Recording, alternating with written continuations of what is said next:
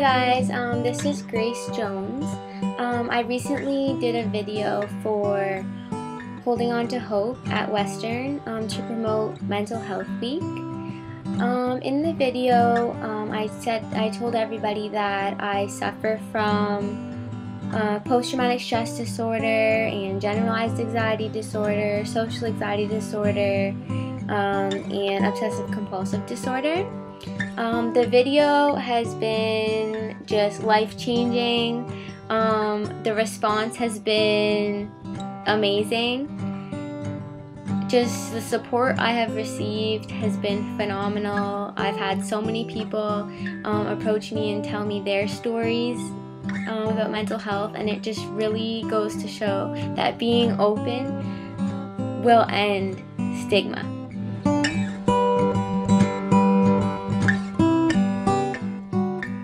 So after I made the video, I've had a ton of people come up to me and say, you know, good job for coming forward, you're going to help a lot of people, but, you know, what is social anxiety? What is generalized anxiety? What is your experience with obsessive compulsive disorder? And I really would like to explain some of that to you today. So my experience all started out kind of with generalized anxiety disorder. I've just, been stressed about everything in general. That's kind of what that means, I'm always stressed out no matter what it is. Even if it's the littlest thing, if I have nothing to do, I can find something to be stressed out about, and that is very, very difficult. And before I was diagnosed with generalized anxiety disorder, I was constantly feeling stressed out, and I did not know that was not normal. I did not know that that was a problem. So you don't always know, that you necessarily have a problem. You have to just realize that the best thing to do is just go and explore your options and find out what is available to you.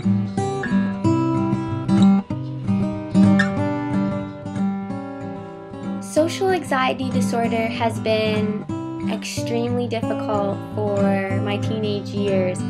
It was basically, I've had meltdowns, daily meltdowns, because I've just, I would miss school because of a bad hair day. I would, sit and look at my clothes and think I have nothing to wear, even though I had so many outfits to wear. I would think people are gonna judge me. I look so dumb. I would think, if people are whispering behind me, I would think they must be talking about me. I must look ugly. I must have something on my face. It was horrible, a horrible way to live. And just thinking about it actually makes me feel a little bit anxious, but I really have come a long way with that. I used to not be able to go to any social functions. I would avoid going to parties, to my friends' houses. I basically had no social life at all. And now I'm really involved in school. It's amazing. I'm still working on the whole dance scene. Not really into that.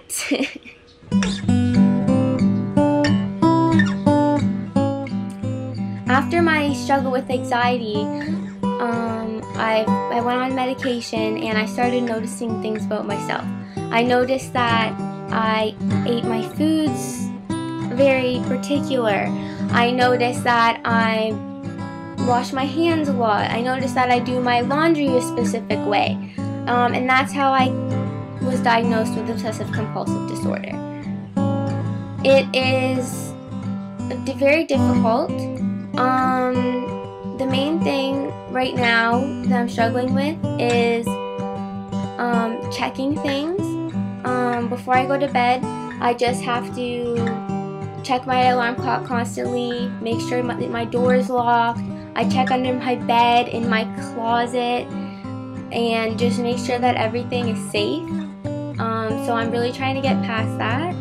Another thing that I do is I find driving very, very stressful, because whenever I go over the slightest little bump, I always feel like maybe I've hit somebody.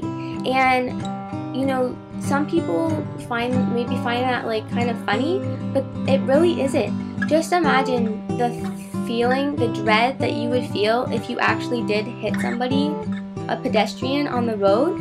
That's how I actually feel pretty much every time I drive, because I actually feel like I've hit somebody, and I feel like maybe I should go back and check, maybe, you know, somebody, you know, jumped out at the last second as I was turning that corner, and it really is a hard thing to live with.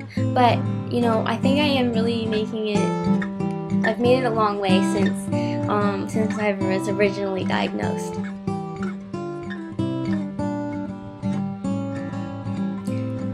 Post-traumatic stress disorder is something that people experience after they have gone through a trauma in their life.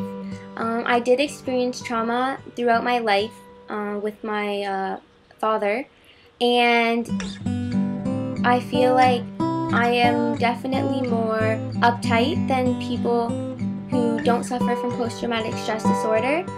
Like, I can get startled very, very easily. For example, if I'm walking in a mall and somebody's, you know, close behind me, I don't like that. I don't like people getting really near me, and if I can't see them, that's just really scary for me.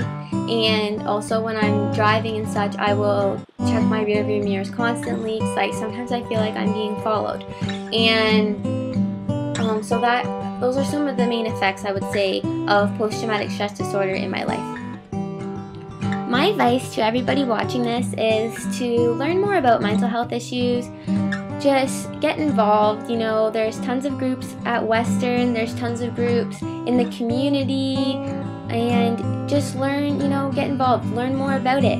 If you feel like you're suffering from this type of thing, there's tons of resources on the internet, there's tons of resources in books. But the main thing is to talk to someone about it. Make sure that you talk to somebody. For me, I've talked to my mom. I've always talked to my mom about this type of thing. And before I even realized it was a problem, I was talking to her. And that's when we finally, you know, she was the one who was like, come on, Grace, you know, you're always stressed out. You should maybe go and talk to someone about it. And then finally, you know, I decided to go and do it. And I never in a million years thought that I would be diagnosed with 4 different things. But you never know. If you're feeling stressed out in any way, or, you know, sad in any way, if you go and talk to someone, the worst that could happen is them just to say, you know, relax, or, you know, go read a book. But you can always benefit from learning and experiencing things. Just please learn about this, come out to Mental Health Week, support the cause. It's an amazing cause. Yeah, that would be my best advice. I just said never in imagined years. I think that's the mix between never in a million years and I would have never imagined. But yeah, thanks for watching.